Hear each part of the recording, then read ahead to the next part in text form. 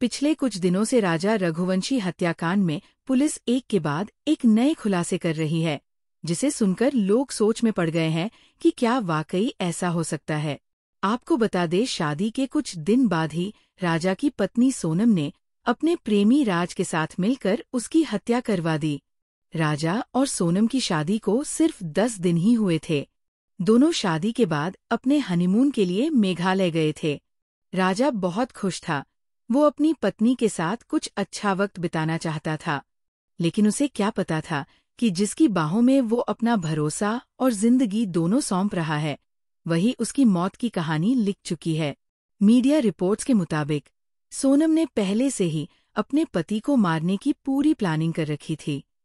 मेघालय की खूबसूरत पहाड़ियों में, जहां लोग जिंदगी के सबसे प्यारे पल बिताते हैं, वहीं सोनम ने राजा की जिंदगी खत्म कर दी। उसने एक कॉन्ट्रैक्ट किलर की मदद ली। पहले राजा को घायल किया गया और फिर उसे ऊंची पहाड़ी से नीचे फेंक दिया गया। इस पूरे प्लान में सोनम का आशिक राज कुशवाहा भी शामिल था।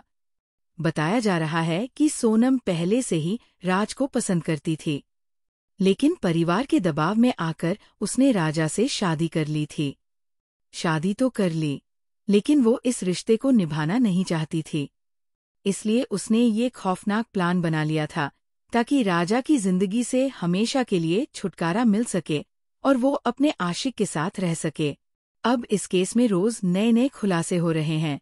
हाल ही में राजा रघुवंशी की बहन का एक वीडियो वायरल हो रहा है। उस वीडियो में राजा की बहन बता रही है कि शादी के बाद सोनम का बर्ताव कैसा था। तब बात नहीं हुई उनसे, लेकिन हाँ, शादी के बाद या शादी के टाइम वो ज्यादातर फोन में ही लगी रहती थी, चैट पे ही लगी रहती थी। और थोड़ा सा मतलब उनका फेस से ऐसा लगता था कि गुस्से में ही है शायद, एटीट्यूड। अब मैं कुछ भी बोल सकती हूँ, मैं लड़की हूँ तो मेरे हिसाब से तो मुझे उनके मतलब गुस्सा ही लगता था कि पूरे टाइम फेस पर। आप फोटो वीडियोस में भी देखेंगे वो खुश नहीं है। तो हम ये सोचते थे यार, शायद हमने सोचा होगा ऐसे ही, अब बोल नहीं सकते किसी के नेचर के बारे में। उन्होंने कहा कि शादी के समय और उसके बाद भी सोनम ज्यादा बात नहीं करती थी।